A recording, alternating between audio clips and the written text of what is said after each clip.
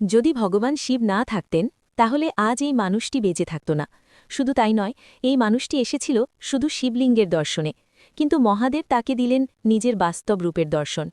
বহু বছর আগে ত্রিপুরা থেকে এক দরিদ্র ভক্ত পায়ে হেঁটে রওনা হয়েছিল কেদারনাথ ধামের উদ্দেশ্যে।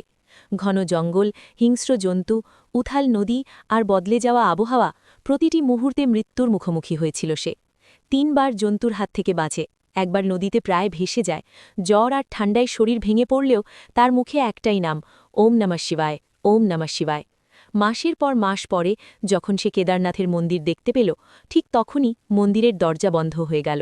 পুরোহিত বললেন, দরজা একবার বন্ধ হলে ৬ মাস পরে খোলে। ভাঙা হৃদয় নিয়ে হিম শীতল রাতে মন্দিরের বাইরে বসে সে কাঁদছিল, হে মহাদেব, আমার ভক্তি কি ব্যর্থ হল?